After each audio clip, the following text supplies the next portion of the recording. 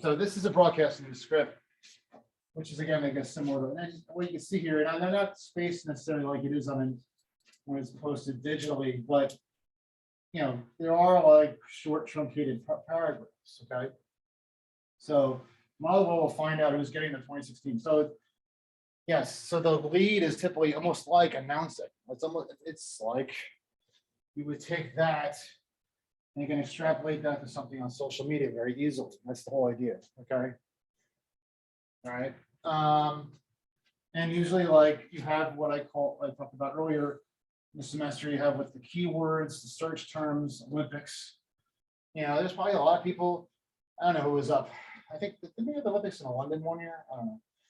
But you probably, let's just say, yeah, was I right about that? 2012. Yeah, right. Okay. Yeah. So you probably had like places like, I think LA was up for this. I don't know. I don't remember. Anyway, you got like big cities that are like, probably thinking like a lot of money could come in, the whole thing, tourism trade, the whole thing. You got let's just throw a few cities out there. I mean, you got like Beijing, you got Moscow, you got Los Angeles, New York, maybe all those are all competing for this. Sometimes you get like Atlanta got the 1996. That shocked a lot of people. Okay. But well, on the other hand, it didn't really shock people because, being my cynical self here, Coca-Cola was a chief sponsor of the Olympics, and Coca-Cola is based in Atlanta. So anyway, when they got the Olympics, it was kind of a big shock. So sometimes you get like these kind of up and coming cities that are bidding. So that's like a big deal, So people are going to be searching, so they're going to be searching for Summer Olympic, 2016. Okay. All right. And then, a lot of times broadcast news scripts are written in capital letters because it's easier to read that way. Actually, my handwriting is so bad that, I haven't really done this lately so much because I've been an editor, but when I was a full-time reporter, I was writing all my notes in capital letters. Started developing my own script, I don't think I remember how to do cursive writing. They still teach cursive writing in high school, or not high school? I'm saying, yeah, in high school, right? In elementary school. I learned it. Yeah. I don't know if they do it anymore. Maybe I learned it in 11th grade. Yeah, they don't do that anymore, right? That's what I thought so, because I think my 3 kids. They do a computer typing classes instead. Exactly. Yeah. I mean, they went through this stuff like 10 years ago now and longer. Well, my one kid was almost 20 now, but anyway, he's almost 24. So anyway, so they pretty much, this is pretty much how people like now type into the computer and everything. So the International Olympic Committee, IOC, is scheduled to make a long-awaited announcement Friday morning between 9 and 10 on the West Coast. So you got the what and the where and the when in there, okay? But it's all written. I mean, this is actually written in a way that like it's a kind of a conversation, okay? In the last 24 hours, some heavy hitters worldwide. This is right on the top. This is written like kind of like one of those, cheesy local stations. I gotta say, as some heavy hitters worldwide have come out and personally lobby. You got these cliches here. Lobby the IOC in Denmark for the games. President and Mrs. Obama, talk show superstar Oprah Winfrey, and Mayor Richard Daley have led the effort for Chicago bid. Yeah, Chicago. They were going for the bid. That was it. Yeah. Okay. So right there you see the style. Okay. And now what's happened is the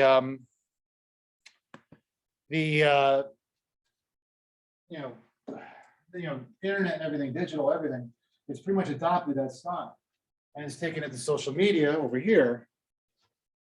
And you look at the Wall Street Journal feed, it's actually pretty similar, Twitter feed, okay?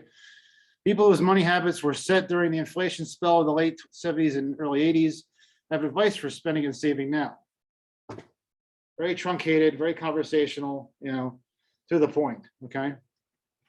The stock market is struggling, but investors worried about interest rates don't find many other places to put their cash to work. Let me try to find a better newspaper. Ooh, I said that. Sorry, I have a hard time anything owned by Rupert Murdoch. So let's see here. Here we go. Let's go to the WAPO, Washington Post. Oh, they got even longer. Here we go. Russia, Ukraine live updates. Biden agrees in principle to meet Putin as invasion threat looms. Actually, that's written more like a headline, which I've told people not to do. Okay. Again, it's interesting. I think it's just kind of force of habit. I mean, I'm not trying to like really come down on people on their papers, on their leads, worksheet papers and everything when they write like a headline, because it's almost kind of like a natural inclination to do that. But there is like a distinct difference between an actual headline writing and writing the actual story writing. Okay. And as I've said before, one of the big distinctions is, first of all, I'm going to get to that in a minute. Okay, is headlines are really typically written in present tense because they're trying to show live action. Okay, all right, and again, words are removed. The old days, it was to make it fit in the column when they would actually like put the paper together. They would actually physically put it together. Like I'm not sure what would be a modern example, but almost kind of like Wordle in a way, right? You just make it fit, right? But at the same time, it's done that way because when you're trying to like grab people's attention and everything, you're trying to say it in as few words as possible. Okay, so the words were removed so it make it fit. Okay, so words like the articles, like the and that sort of thing, they're removed. Okay. All right. So first of all, by the way, just so I hope you got I didn't mean to send people into a panic. Okay. The rewrite for this actually is due a week from today, not today. I first wrote the 21st. Last 2 years, man, everything's been a blur. You know what I'm saying? I'm having a hard time remembering like what date is the next. Maybe I'm just getting older. I'm gonna turn 55 next month. I don't know. I'm not sure. But anyway, so this is due a week from now. I mean, I like to give people a week no matter what, okay? Because I mean, you have another story due too. So I want to make sure that you have time to spend on that. All right, but the big thing here is that what you have here again is you have a collection of reported information, okay? And it says to write a 1-sentence summary lead. We'll write a 1-sentence lead, okay? Not a headline, okay? And what you have here is what you would have like in your notebook, or if you got it off of your audio recorder, you would get this information. I know this is very small, but let me like put this up, get this bigger. All right. But you really want to like basically, this was really an exercise in trying to be as specific as possible, because specifics here are really the story, okay? And you don't have, in today's digital world, you do not have the room, the space, the time, okay? And you don't have an audience, I gotta say, with the attention span to like wait forever for the news, okay? They want the news, they want to be able to read it while they're standing on the train. People have returned to the trains, not in their car, okay? But you want the people, the commuting people, the people who like me are like trying to get ready, before class, try to scan the headlines quickly to make sure that like, see if there's anything that we might want to discuss. Sometimes I've had to like have classes like on days of big news events and things like that. So, so anyway, so right there, I mean, you want to make sure that like they get there, okay? You want to make sure they get to the part where it tells them what they need to know, okay? And here again, the numbers matter. Now this one, I kind of like, I have to admit, I kind of gives away some big hints here, okay? This one, I know I've gone over some of this already, but I'm going to go over it again, okay? This one, I mean, to be honest with you, I can understand why people might like choose the increase from 2.5 to 2.7 million, because no matter what, no matter how you phrase this is a horrible thing that's happening, right? I mean, I think everybody can agree with that, all right? But what you have to do essentially is to kind of choose, okay? What is, I mean, these are statistics that most people, unless they're like research scientists, don't know, okay? So they're gonna like learn this stuff. They're gonna learn this and they're gonna learn this. They're gonna learn that 3 to 4 children die every day from abuse or neglect, and they're gonna learn that those cases increase from 2.5 to 2.7 million. So what you have to decide is essentially like what really kind of resonates with people. There's no rubric, there's no rule book for that. Okay. It's about just using like your own judgment. That's all. Okay. I mean, the news for a very long time was accused of essentially being disconnected from its audience, tone deaf. All right. Believe it or not, no matter like there's so much you can criticize about today's journalism, but the one thing that's happened is that one really good thing that's happened that wasn't around when I was first starting out 30 years ago is that younger people are reading news now, right? You all read news, right? I'm not trying to say that to be sarcastic. What's like your favorite like news? You get news somewhere, right? No matter what it is. I'm not talking about necessarily Iraq or Biden or all that Trump. I'm talking about like celebrity news. I'm talking about Hollywood news, Oscars announcements, whatever, music. You know, where do you get your news from? Where? Instagram. Exactly, Instagram, right? Where do you guys get your news from? You want to find out what's going on? Instagram, okay. Instagram seems to be the popular way. Twitter's for old farts like me. Bianca, about you? What about you? Twitter, yeah. Twitter. And TikTok sometimes. TikTok, yeah. You know, my daughter loves TikTok, right? And I said to her, "Should I get a TikTok account?" And she was like, "No." You know, 55-year-olds do not go on TikTok. And I'm like, okay, you know, because I didn't know if I was supposed to do that. But yeah, I don't want to be like 55-year-old on TikTok. Sounds creepy. But anyway, so Twitter, Instagram is fine with me.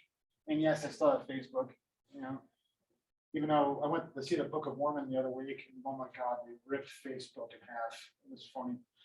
They were down, I don't want to give anything away, but they were down in hell, right? And down in hell, they were like, hey, Facebook. It was great. Anyway, my wife likes Facebook, but anyway, so that's how people get their news. And so what you want to do is you have to like really like do a good job in trying to hook them into it. Okay. So anyway, so you have to kind of choose like what really kind of matters to people more than the other. Okay.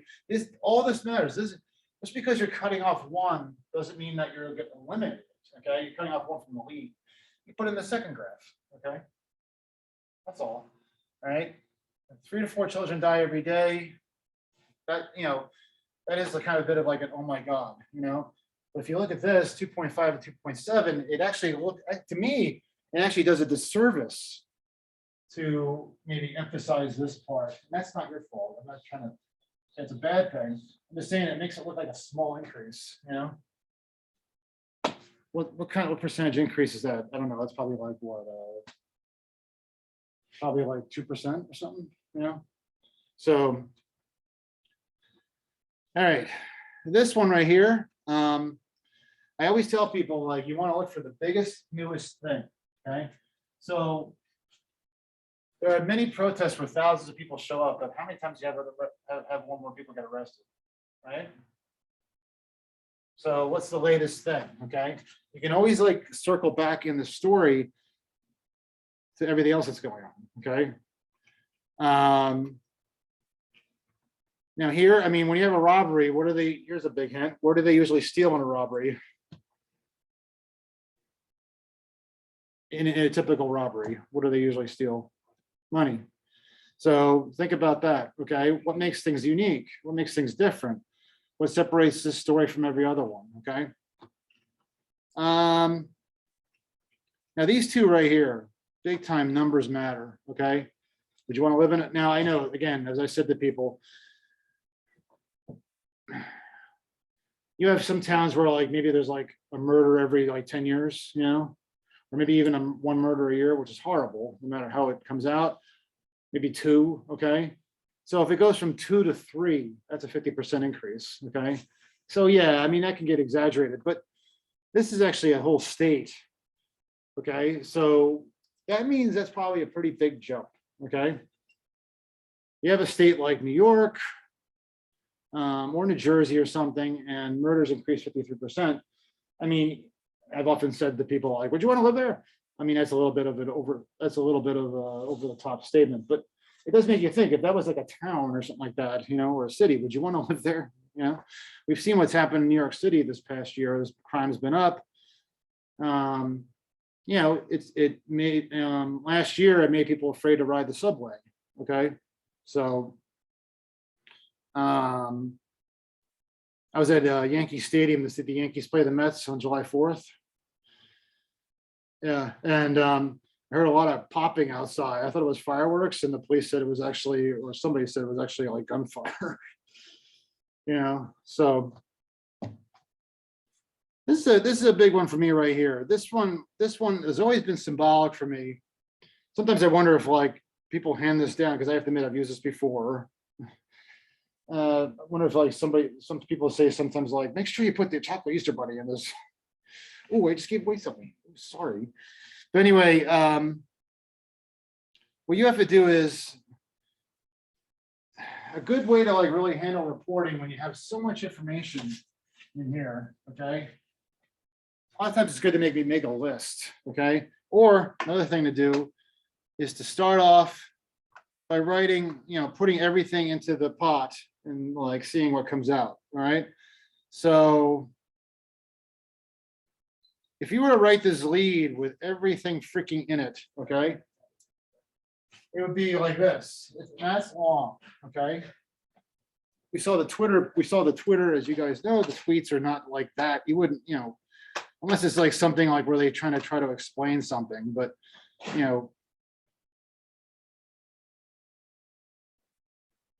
I mean, right here, I mean, they have to get the name in the person, because why would we want to like kind of get an idea like what's the story about.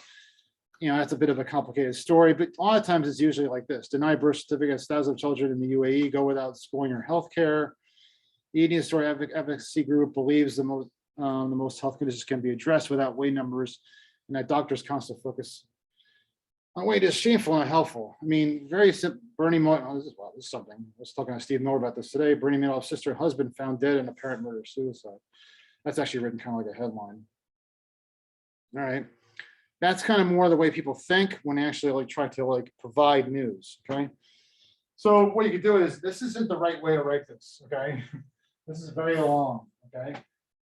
So what you have to do is you actually have to like try to think about like what's a priority here. Okay. What's a priority means like what goes into the first paragraph. All right. Now, a lot of people, when I've done this assignment, a lot of people write the name here. Okay. It's a little bit of a tangent. You write the name here, but typically in news, unless the person is well known, it's not trying to diminish the person at all. Unless the person is well known, like, I'm gonna sound old here, Taylor Swift, okay? Say Taylor Swift was 71, all right? Then you would say Taylor Swift. Those would be the first two words. Joe Biden, I don't know, a little bit closer in age. You would actually, I mean, that would be huge, okay? That would obviously be news in itself, but since it's not a person a lot of people would know, the name probably would go into like the second paragraph, okay? And that's done largely because you're trying to make the story as easy to read as possible, okay? So you might have a name like actually like this one. I mean, it's unfortunate what happened here, but this name right here is very hard to read. Okay. So typically like in a lead, you don't, I mean, in that particular case, that name, that man is part of the story. So he's well known and sort of, yep. So if a lead is like that, is it okay to bring it up in sentences? Yes. Oh. Right. But what you want to do is good. Because when I did the assignment, I thought it had to stay in one bunch, so I just took other information out. Yeah, I know. Maybe sorry if my directions weren't as clear as they should be. I probably should have made that clearer. But yeah, you want to just like whittle it down to one sentence, one clear sentence. Okay. And what you want to do is you want to prioritize what is unique and important and probably of interest and what really separates this story from every other one about an attempted murder, okay? So. We wrote the sentence, would you?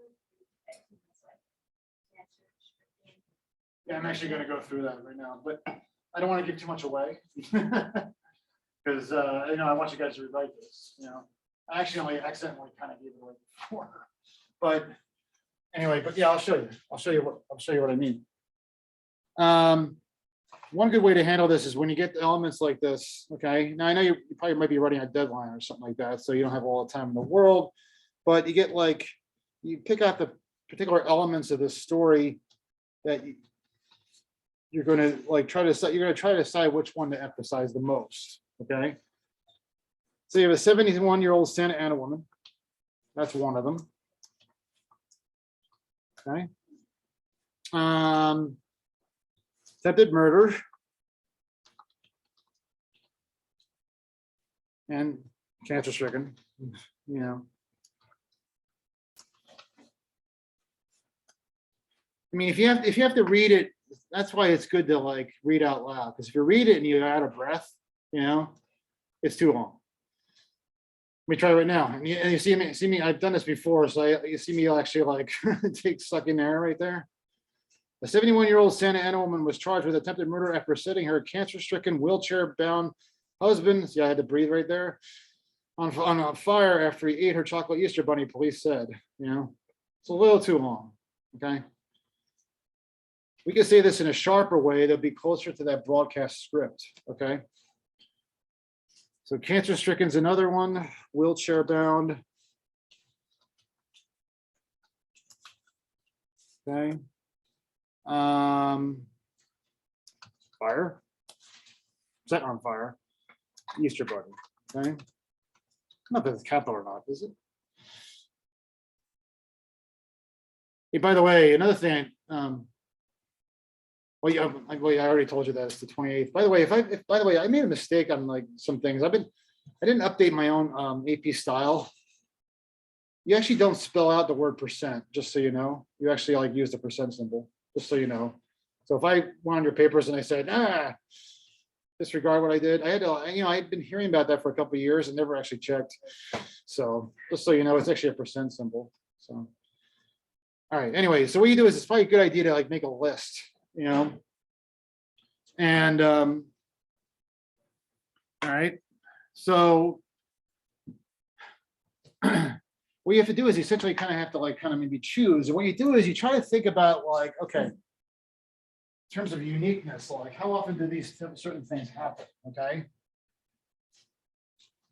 And you think of the who, what, why, when, where, when. Okay. You think about what's important for a lead.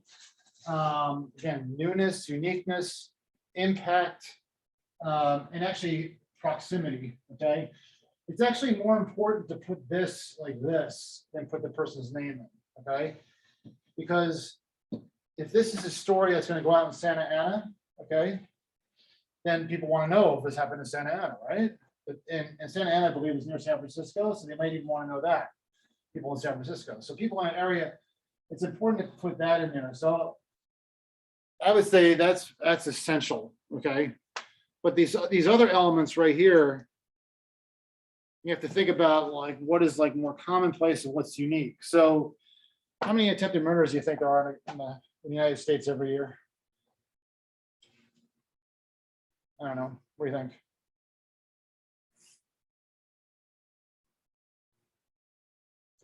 Probably I don't know.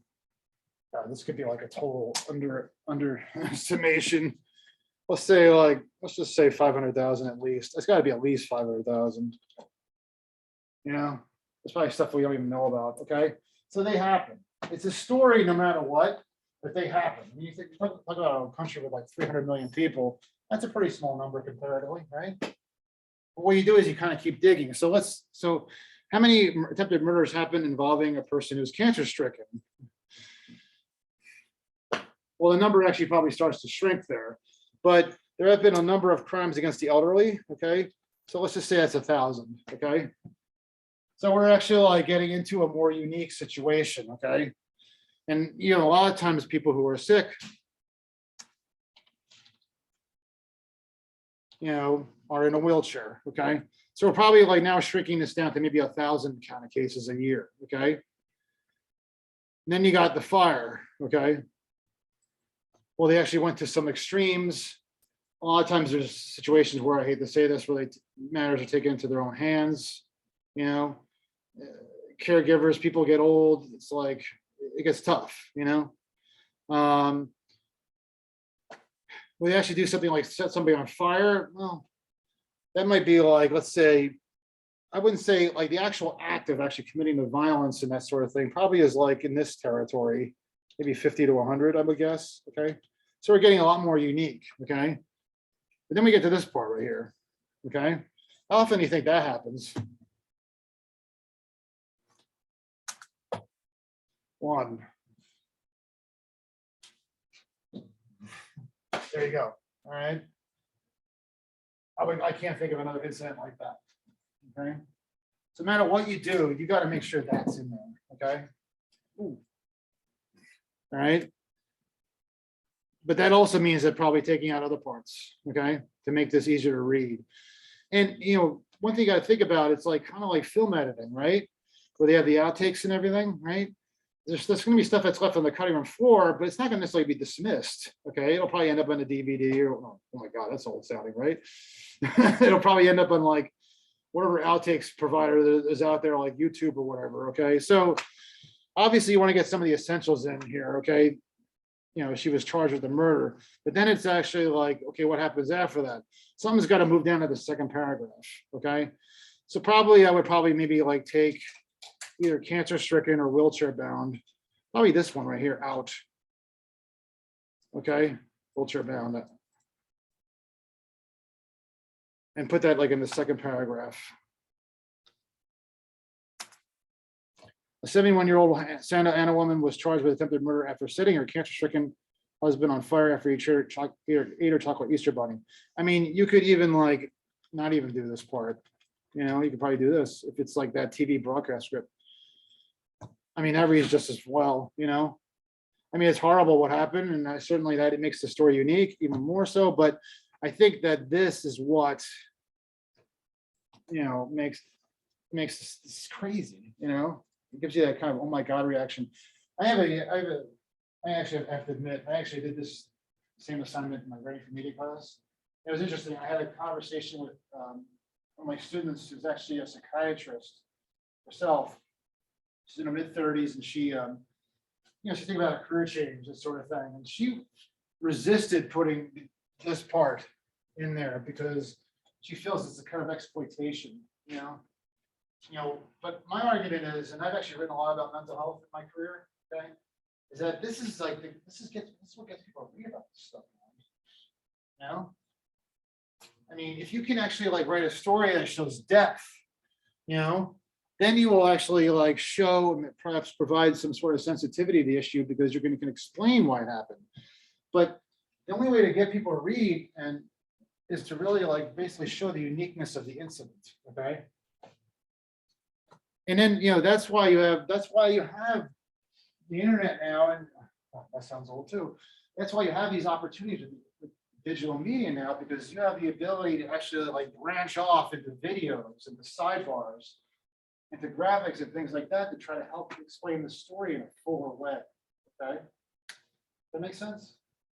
Okay, so, and that's why, like, you know, with the story we're going to be let's do on Thursday, I'm asking you to do a video so that you can actually like take the COVID situation and like go even deeper into it. Okay, you know, the main story will provide some depth, you know, the frustrations people feel with the mandates, they want to move on.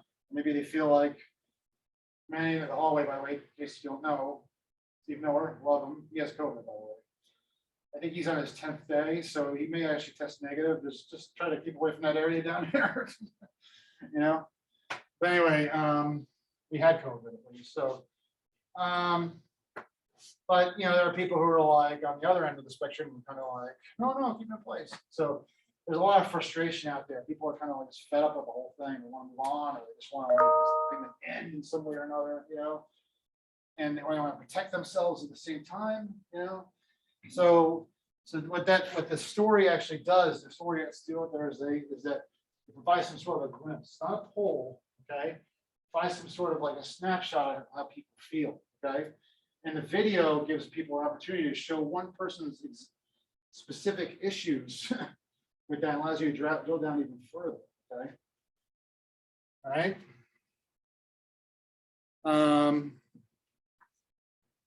So yeah. So that's what I'm looking for here. That's what I was looking for here in terms of like trying to be as specific as possible, whether it's a motive, whether it's a percentile, percentage, an increase, how much they're paying in tuition, et cetera, et cetera, et cetera. Okay. Anybody have any questions about any of that stuff? Okay. Okay. All right. So just going back to the actual assignment, okay. So I'm just trying to see. Yeah, I got right. I got all the rewrites back. Okay, those are actually good. Generally speaking. So again, here the idea is to like interview 3 to 5 students. Please interview one student for the video, 500 words. You know, make sure that you have the equipment. What I want to do, this story is actually like running, you know, actually don't have a ton of time, but we do. But anyway, I want to work on some of this today, okay? And again, what I want to do is actually like have you interview different people this time, if that's possible. And then like, actually like, you know, really start to think about like, if you haven't already, the video, you know, if you want to use this opportunity right here to actually even do the video, that's fine. If you want to, I could even like give you an office to go into, you know, my adjunct office, if you want to like have some private time right here. But I think that I'm actually off my other job today, so I actually have some extra time. So I think we can actually like do like this for like a half an hour, okay? So all I could do is actually like is to interview each other and try to get another opinion or, you know, point of view from somebody, okay, on these COVID mandates, okay. And then, like I said, maybe that person will be willing to actually like be the subject of your video, okay. So you can actually use one of the persons in your main written story for the video. You basically just have them talk a little bit in the main story and then branch them out into the video, have them go more in depth, right? Right? Does that make sense? All right, so I'll make sure we don't interview the same people this time. So, you two right here, okay? Is that good? Yeah, you two interview each other, right? Okay. How about you two? Oh, you didn't? Oh, okay, I'm sorry. Okay. How about Rebecca? Here? How about you 3? Is that okay? Yes. Bonnie and Drum, okay? And I just want to give you guys an opportunity to actually get more information on another person. So, and I want to like see how you're doing and check in on it. Okay. So, all right. Do you have any questions about that? Nope. Okay, cool. All right. Thanks for. Yes, absolutely. That's actually what this is for. I want to give people an opportunity to do this, and at the same time, because you know, trying to do this in class itself, because I don't know what the situation is out there, but you know, you're trying to interview people and everything, you know, it's it'd be a little difficult, you know. So I couldn't hear you. I'm sorry.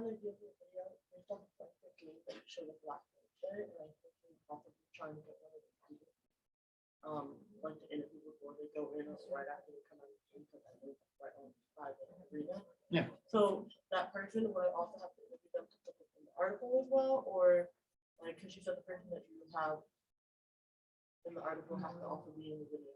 Well, actually, one clarification, by the way.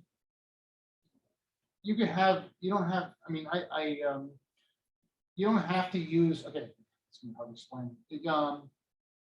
So let's say you interview like 5 people for your story, or 3 people, for your main story, right? You can, what I'm saying is you can use one of those people for your video, or you don't have to. You can use somebody separate, you know? Maybe there's like one person who has like, maybe you do your story or something like that, or you got 3 people already, you're good, you're done, blah, blah, blah. And you run into another person and think, oh, I should have included this person, you know, just do the video on that person if you can. Does that make sense? Yeah. Okay. So, all right. Remember that I had a how to make a video thing? I showed a few of you the other day. I mean, if you need a refresher again, you know, so, all right.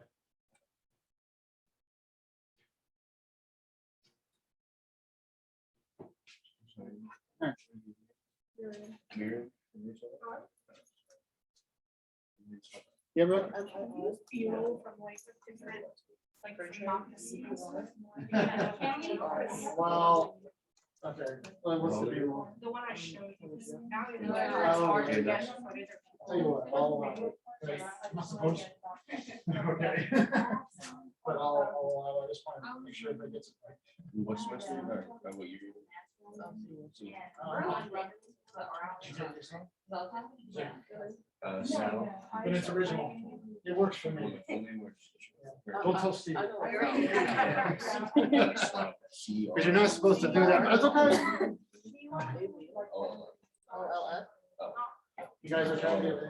Okay. No, we never. Double L? No, and then CRAV.